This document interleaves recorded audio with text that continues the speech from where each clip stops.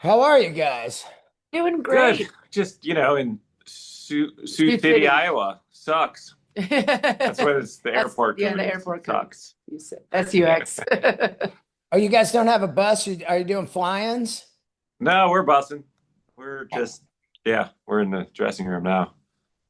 And this is the tour. Just how long ago did it kick off for the new record, Everest? Couple weeks ago. Really, we started on the road in May with Maiden in Europe. So Yeah, we haven't we're really just been been out. off the road since then. Like home for a couple days to do laundry and then quick turnaround, go back at it again. Where do you guys live? Pennsylvania? We used to. We live in Nashville now. Oh, there's the Cobb Connect. I want to get into that because Cobb, being one of my favorite producers of all time, Cobb is literally, I would say, the new Rick Rubin over the last 20 years. Yeah. Meaning he'll he'll produce, say, Sturgill, but then he'll do Rival Sons, or All Them Witches, and then Chris Stapleton. And a lot like Rubin, where he would do Johnny Cash, then he'd do Slayer, and anything Rubin did, you trusted and you would go out and buy. And that's kind of where Dave Cobb has gotten to. Yeah, no, totally. That was like our experience with discovering who he was. We're like, God, this Sturgill Simpson record rules. This Jason Isbell record's incredible. And like Rival Sons is amazing. All Them Yeah. Witches, there's Cobb's name again. And you're like, Yeah, who breaks is this hearts. Yeah. guy? And we finally met him like real quick a few years ago backstage at the Stevie Nicks thing. And then when we kind of reached out and he was like, yeah, I want to do a record. We're like, oh, thank God. Yeah, that's awesome.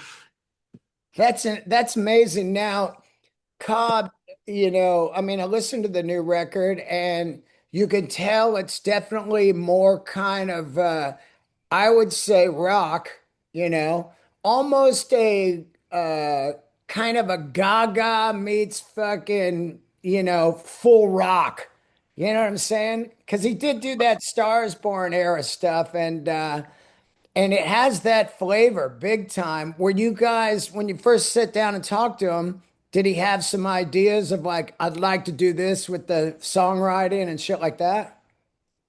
Uh Yeah, yeah. one of the aims was like the discussion we had before we even got in the studio together was like, how do you make an arena rock record, but modern arena Mhm. rock, not trying to rip off Leppard or like Yeah. AC/DC or whatever, but like what would a modern arena rock record sound like? And that was that was like kind of a guiding light throughout. It's like no, like have space in there, keep space Yeah. going, and then like do the opposite of that sometimes in some songs. But Oh yeah, like Watch Out is full punch in the face. yeah, Yeah, it was all about instinct, and that's I think it's funny how you mentioned Rick Rubin because I know that that's like kind of the divining rod with him as well. But we went into the studio and he's like, I don't want to work on anything that you did yesterday. I don't want to worry about what people are going to think in the future. I just want to live in the moment. And so we would be writing a song and we'd be recording it at the same time to kind of capture that energy. And so and as far as instincts go, his were spot on nearly every time. Sometimes we get lost in the sauce, be like, what are we doing right now? And then all of a sudden it would reveal itself like, oh, this is really special. So yeah, he kept us on our toes. I do like that about him. Same with the Rival Sons. You go in with nothing. And the danger of that is to me deer in the headlights of like, all right, well, the money, we're spending the money, the studio, Cobb is here. We got to figure it out. And I think that that will really light fire, or it could crash and burn and still be cool later as a story. Like, well, we didn't have shit when we went in there. Yeah. We were that definitely terrified in the beginning with that. We're like, oh no, now we're not prepared. We had never really done a record like that before. Usually everything is a little over, yeah. prepared, like too many cooks in the kitchen, too many people know, like thinking that they know what the song is going to be or whatever it is. So And it was refreshing. yeah, he doesn't make demos, so it's like as you're writing, you're recording it, and that's what it is, which is, it was awesome. Yeah, we were saying like, yeah, we went in with a shirt on our back in like 20 some years of being a band. Yeah. You got to pull That's from what you that. got. It's really amazing to think about how long Halestorm has been around. Halestorm to me is a lot like Shinedown. I feel like still people don't know who Halestorm is or Shinedown. And you guys have sold millions of records. You have Grammys and you sold out like Wembley Arena and everything. And it's mind-boggling to think that you could still go further because people don't know who you are. Yeah, it's, we're in rock and roll right now. It's kind of in the dirty gutters. And where did what did Alice Cooper say? Yeah, He was it's right where we're supposed to be. So every now and again, rock gets a seat at the cool kids table, and we make a mess of things, and you go back and come back in. I think it's kind of a gift because for us, I don't know if I would wish on anybody, a straight shot right into superstardom or into being a household name. That's intense, and it's kind of hard to live up to. Whereas our trajectory has always been kind of slow and steady. And it's very old school. We plug in, we play, we win one fan over at a time. So yeah, I don't mind the fact that we're here. Another Alice Cooper conversation that we had when we were out with him was like, you have to be a lifer in this business. You have to be willing, to give your life to this, knowing that maybe it could all be for nothing, but you have to believe in it so hard that you have to make it work. Well, it's true, because any band that ignites after, say, one or two records and explodes, say, a perfect example would be like a Kings of Leon, They had these great, great records, and then they had the Sex on Fire record explode. And then you get these part-time fans, quote unquote, kind of soccer moms that are like, I love Sex on Fire. They're drinking wine. Hell yeah. And then a year later, they put out what I feel is one of the darkest, best records of their career. And people are like, whatever happened to Kings of Leon? It's like, what the fuck are you talking about? They're Yeah. selling out arenas still. You're just not on board anymore. No, totally. And who else? Oh, like the Deftones dudes, like Yeah. bigger than they've ever been after 30 some years. And I love Chino. He was like, yeah, whatever. He's like, we never stopped putting out great records. Just the kids just finally figured it out. Mhm. The next generation, anyway. I was Yeah. like, you just gotta outlast them all. Yeah. Fuck them. And you're right, man. Just being a lifer, and I've been doing comedy 16 years. I started at 44, but before that, I played music for 25 years.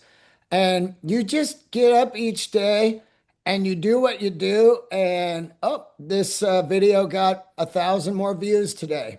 Oh, we sold 20 more tickets at this venue that we didn't sell any tickets at before. And you just keep going and you don't compare yourself to other people. But it's been a fantastic uphill momentum for you guys. That's just unbelievable. And here we are with the Cobb record, which is kind of a crown jewel of all the years. Yeah. Thank you, man. Yeah, it's been a fun journey so far, and I feel like it still feels like we're just getting started. We got Yeah. we got places to go and things to do yet, and I'm excited about getting home sometime in December from all this touring and putting together another record. Not for anything or any, just because it's fun. It was so inspiring working with Cobb that like we just bought our own console. We're like, we don't ever want to make a demo again. Like, fuck that, man. Yeah. Like, how about every time we have an idea and we're all together, we just record it and it's a master if we want it to be, Yeah. And so that's our next phase as a band is just hang out, make music, and have it be properly recorded. Yeah. Now, Cobb decides, okay, let's do a record. I know his schedule must be crazy. How long does it take to get in there? And then once you're in there, how long does it take to track the record? And was there anything that didn't work? Like you're in there like, this one's not working at all. There were a few of those. When did we start? We did it kind of sporadically in between tours and in between projects that he had. So like the first session was It was like April 23. Yeah. We had just put out the other record, but we were, I don't know, like we are now. You put a record out, and you're like, all right, yeah, but what's next? Yeah. You know. And we went down to Savannah, and we all live in Nashville, but and he has, of course, RCA Studio A, you know, like one of the most famous studios in the world. And we're like, sweet, we're gonna get to record this historic place. And he's like, no, you're gonna come to Savannah. And we're like, oh, okay. And we were all just like, what the fuck, man? We gotta go to Savannah. And we got there and like got into this house, and it was just the four of us in there, surrounded by all this gear, and there's some alcohol for us that still drink. And we're like, oh, this is amazing. Like, when's the last time the four of us like hung out together with no adults around? You know, like no managers, unsupervised. Yeah. It was great. Like we connected a lot on what got us into this in the first place, and then our camaraderie with each other, and all of that kind of just started seeping into the music. So it was actually a brilliant idea that he had to kind of separate, you know, and put us at Savannah, Georgia, where there's, you know, no real rock scene. Everybody loves their tea and they read actual books. You know, it's crazy just to be separated from that and do yeah. and So do our record. we went down there for like 3 days just to write a song, see how working together went, and we wrote "Darkness Always Wins," which was the first single. And then it was like 6 months later, we went down for 2 or 3 weeks and just wrote and recorded every single day. And it was 6 months later, went down for another 2 weeks, and 6 months later did the finishing move on the record. And so it was like over a year and a half. And there were a lot of songs that like there were some songs that were like, okay, that's not the direction. But then there were a lot of songs that we ended up writing that we just felt were amazing, but didn't necessarily fit on the album. So we still have like these amazing like power ballads that were like, okay, we can't just do a full album full of power ballads. We overwrote the power mid-tempo power ballad thing, and we're like, oh, these are all amazing, but we can't. How we, you know? So we still have like a little pile of songs sitting there that are really good, and I mean, you know, we'll get out one day, but Yeah, you could pop it out like, I mean, Mastodon, you know, they put out this great record and then they popped out Cold Dark Place, which was this dark, dark EP that is my favorite thing they've ever done. You know, it was just phenomenal. Rest in peace, Brent Hines. But yeah, buddy. it's you can always just, you know, drop that on. But I do understand that when you're writing a record on the floor, you start to all of a sudden find a thread of like, oh, this is the vibe of the record right here. And we don't need a bunch of this. We've got this cool flow from track to track to track. And that will happen by organically finding it. Now, was Cobb co-writing with you guys?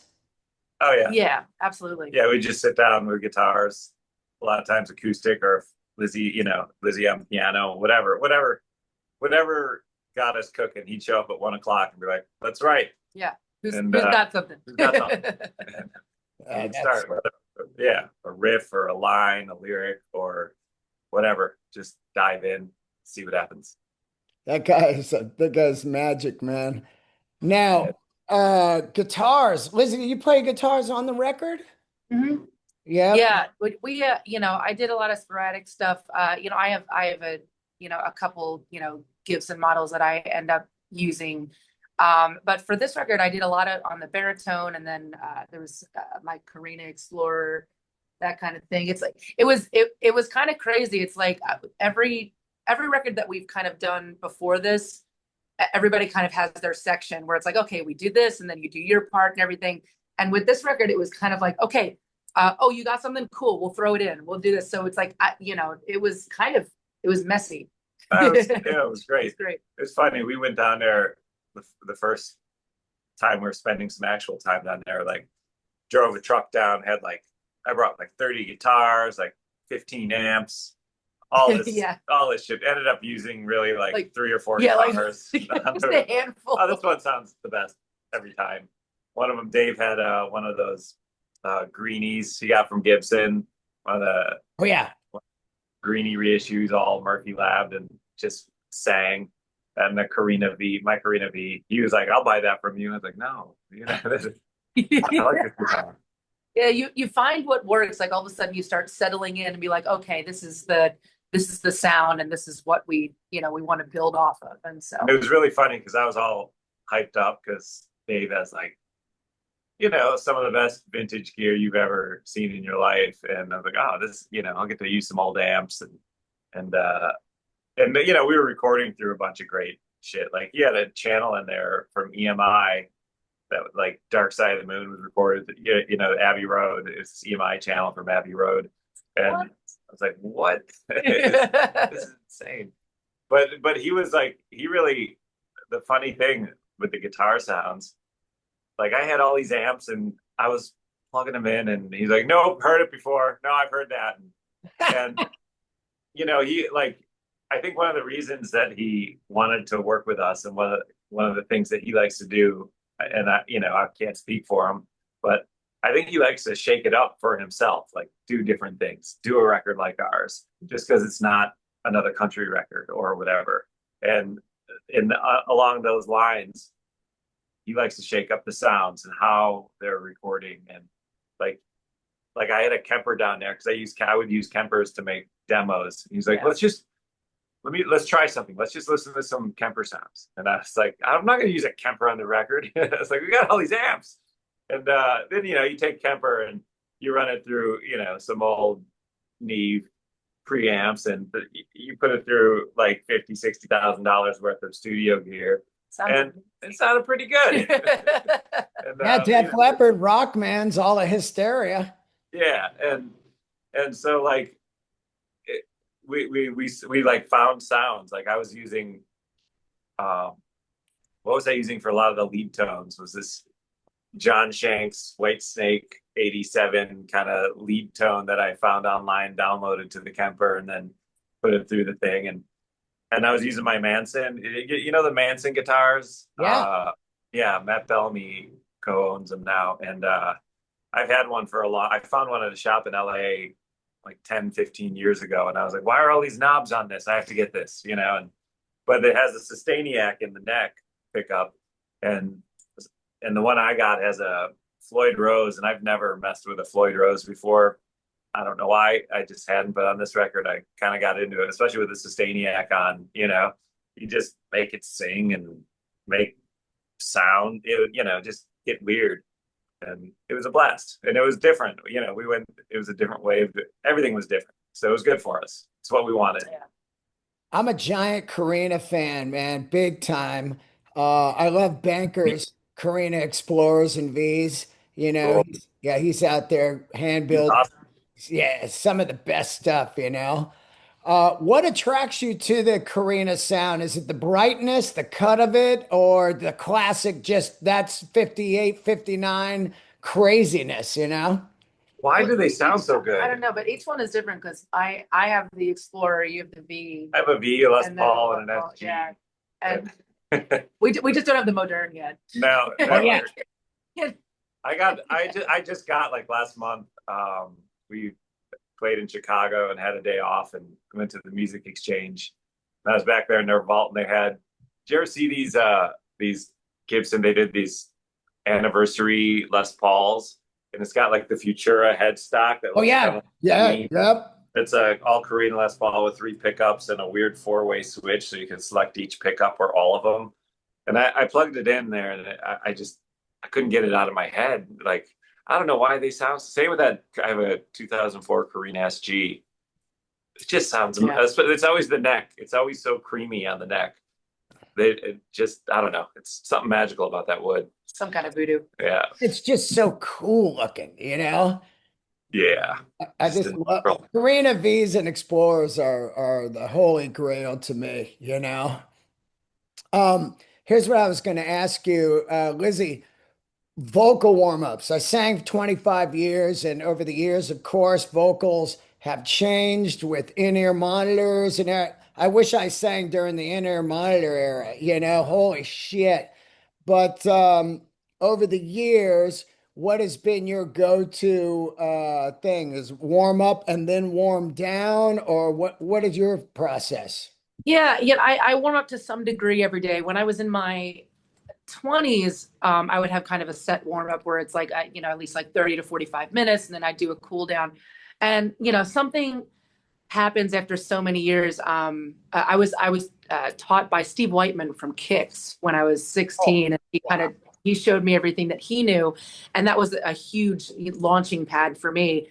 And so that was, my Bible for a long period of time. But there's something that happens when you are doing it consistently on the road. You get to know your own body really well. So it's interesting now that I'm, in my early 40s, whereas I can tell now, like when I wake up, like, okay, how much do I have to do? Do I have to do anything? So it kind of, it ebbs and flows from day to day, so where certain things feel, if you need to rattle some things out, different resonance areas are more um, you know, uh, are brighter than others, depending on day to day, the weather, that kind of thing. So I kind of live in the moment now, and every single day do either a little something or a little bit more, depending on what I need. But other than, it's a lot of simple stuff that everyone's always looking for, like a magic feather, like what's the magic tea? Do I need a lozenge? Do I need? And it's like, for me, I don't do any of that. It's hydration. It's trying to get enough sleep. um, Everything that I do, even the guttural stuff or the scream things, it doesn't hurt. It's a combination of resonance areas. The screams I do are more or less polyphonic. So it sounds like I'm gargling razor blades, but it's actually, you're hearing like a tritone.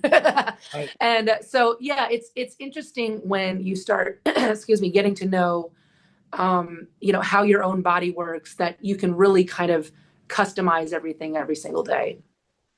And and then in-ear monitors, of course, being like singing in a studio. When you sing in a Mhm. studio, you can sing all night because you got headphones on and you can kind of just get the nuances and stuff without blowing it out.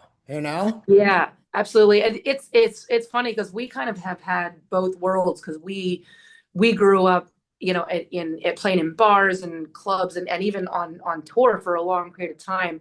We didn't have in ears. We just had the monitors, and we'd have some semblance of earplugs in, so we're like saving our ears, but a lot of it was internal. And it's been a huge blessing to have the in ears, so you can hear all of the nuance and Or a the curse, your intricacies. monitor guy sucks. Well, that's the problem too. It's like, because sometimes, for me, sometimes the in-ears aren't necessarily the best, because if you're hearing everything too incredibly isolated, you can't live within the moment, and then you're almost psyching yourself out. Like, it's like, well, it just sounds like it's me in a room, instead of me being in a room with all these other people and with my band. So there's a grand balance to the thing. Yeah, absolutely. I mean, I remember when I talked to Cheryl Crow years ago when she first started using in-ears. I was like, oh, I could never do that. Like, you're just like you're in the shell. She goes, Yeah. oh, we got ambient mics all over the arena. So I'm hearing the room. And I'm like, that's kind of bizarre. Yeah, you have to almost recreate the room in the ears. It's We're always working, like literally we just got this big stereo mic that we just like two Yeah. shows ago put right in front of Lzzy, because you have these side mics, the side film mics, but they're shotgun mics. And so depending on where you aim them, if they're aimed a bit too low, you're going to hear like one conversation that Yeah, two one people are guy. having. And there's like 5,000 people out there, and you hear one guy just talking, and you're like, what the? He's like, I wish they would do a bass solo. They never do bass solos anymore, man. You're Yeah. hearing it like, hey, Yeah. Yeah, what? Who's saying that? yeah, No, yeah, but yeah. we just put this stereo mic out in front of Lzzy, and kind of hear the whole vibe of the room. The band kind of playing, it's cool. It was a Wow. neat touch, a good idea. Now, what was it like to start? Because I'm from the era of you want to get a record deal, you got to move to LA or New York at the time. And then certain areas would have a hotness, say Seattle in the early 90s, grunge, you got to move to Seattle. But what was it like starting out? In Pennsylvania and just like going out and just playing. I mean, that's got to be bizarre because there's no record company people around. Or, I mean, I understand you're playing to play, of course, but eventually you're like, hey, we got to kind of have somebody see us.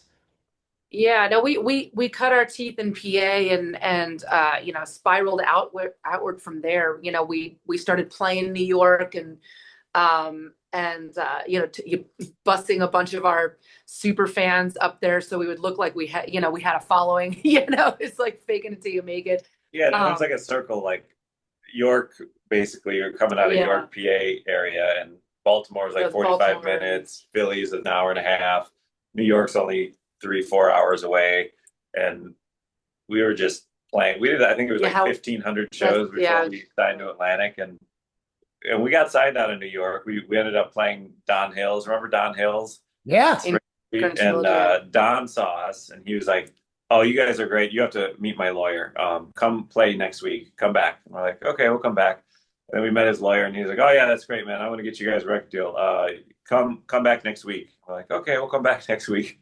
And he started introducing us to all these A&R guys, and Lee Lust from Atlantic came out, and it was like a six month process of like Yeah. him seeing us in all these different places and bringing out Leor Cohen and Julie Greenwald and Craig Kalman, like all the old Atlantic folks, and it was awesome. It was, you know, it was a trip because Yeah.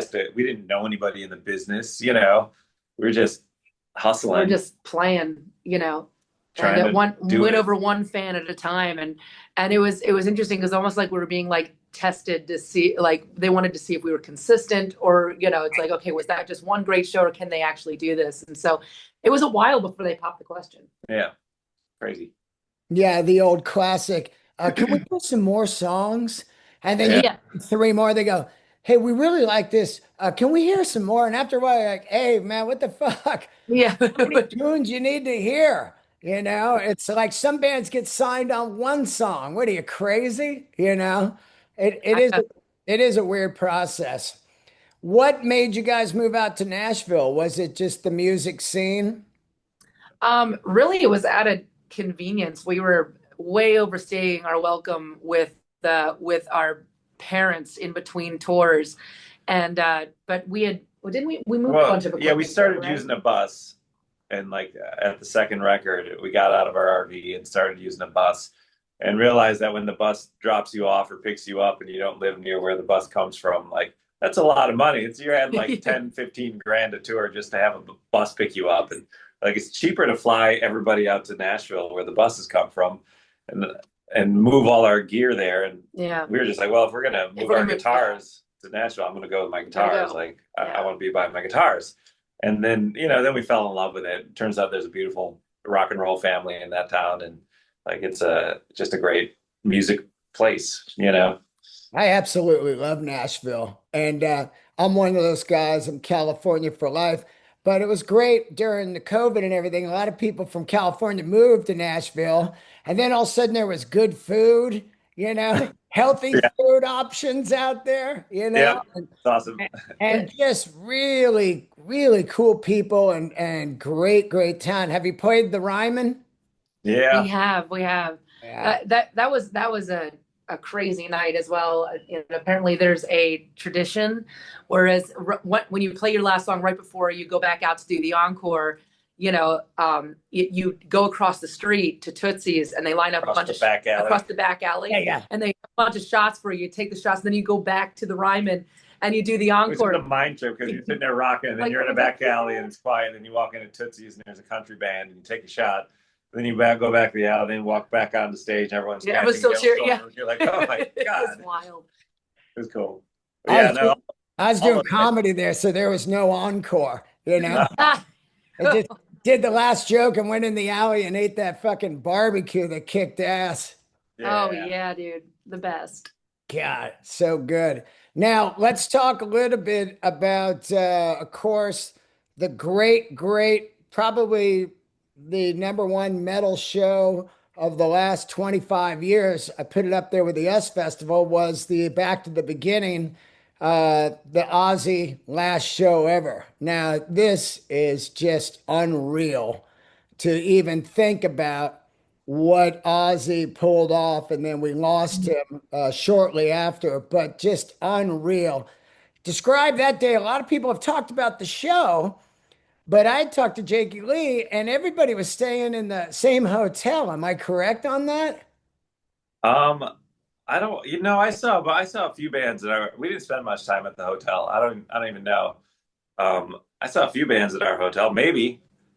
I was just thinking about how insane that would be, just this hotel of all those people, you coming in. And I mean, back in the day, everybody would be in the lobby bar just Yeah, getting shit faced, like that. Remember when they all flew to Russia? Yeah, yeah, the All them? flight.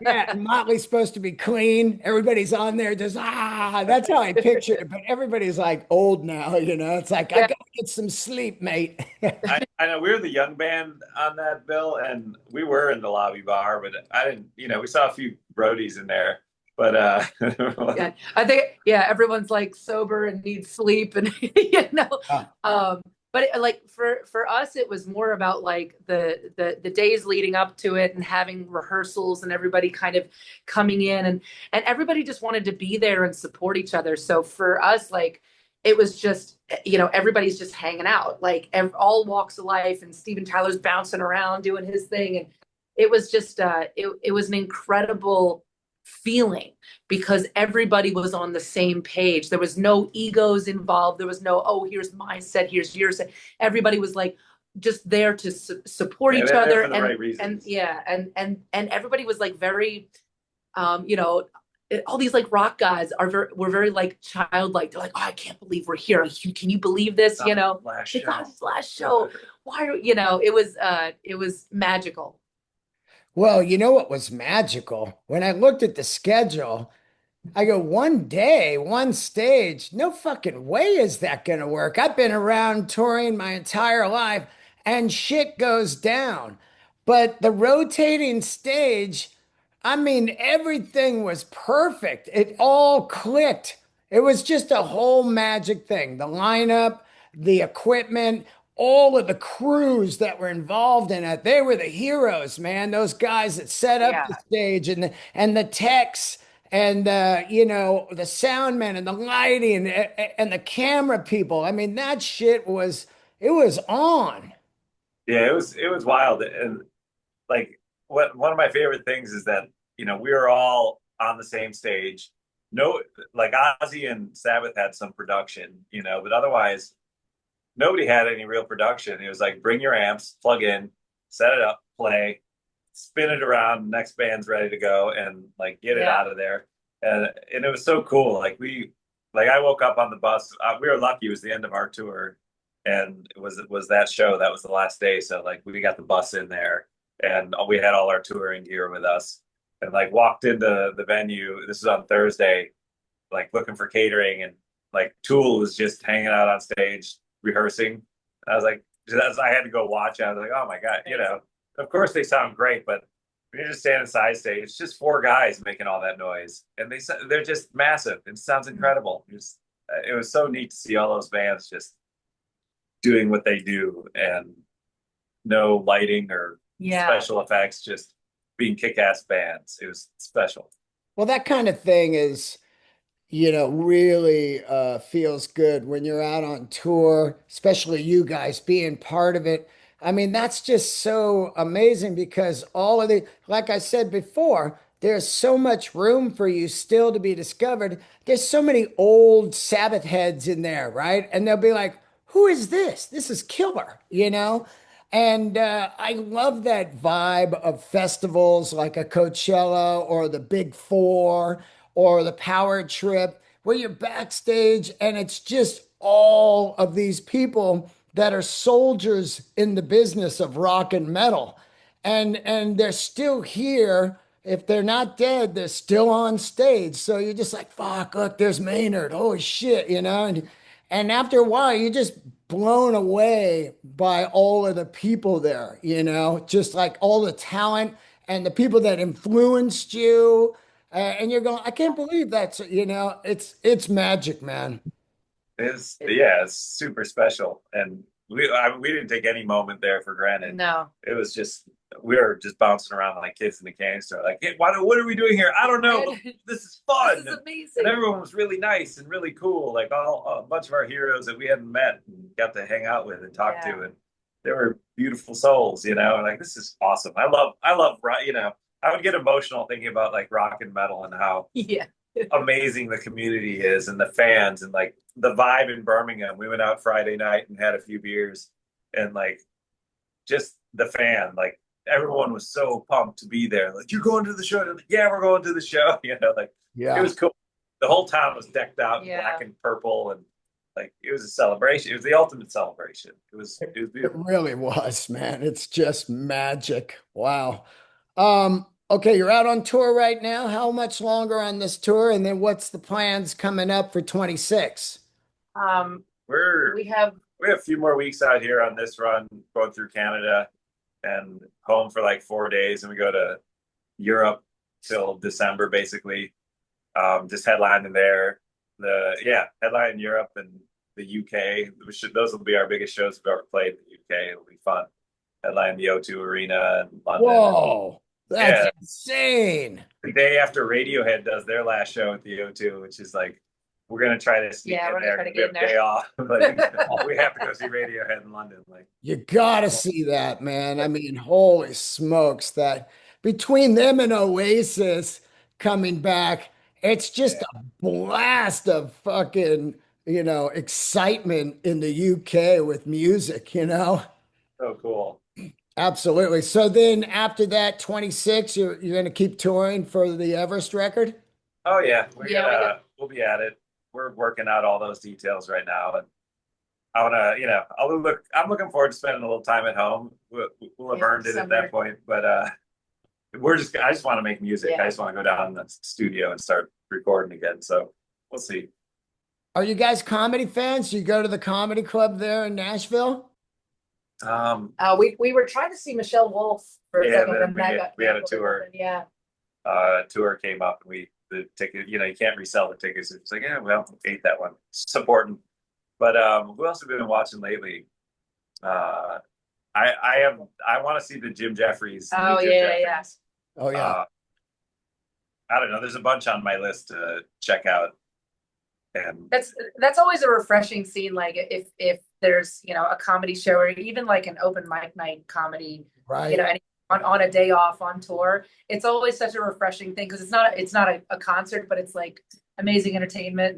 And we'll go as just like the four of us, just at, like, family outing. Let's go laugh for a bit. And it's like I respect it so much what you guys do because with me, at least whatever, I have my guys with me, and it's like the four of us against the world.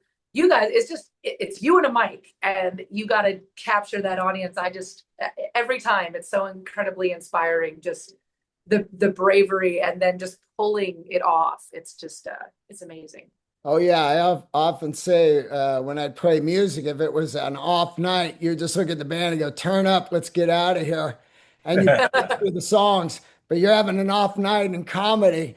You look around, it's you, yeah, it's you and nobody else, and you're going, "Fuck, I gotta figure see this that. out. I got 29 minutes left." How do I turn this Did around? you see that I feel bad for him that Theo Vaughn was trying to record his special and I guess it bombed and he was apologizing to the crowd and it was just like, oh no, Oh God. buddy, that sucks. I did see that, and he's a friend of mine. I have not found out what went down yet, but I do know that there could be all different kinds of things that went down. Somebody's not going to just go shoot something that's not working.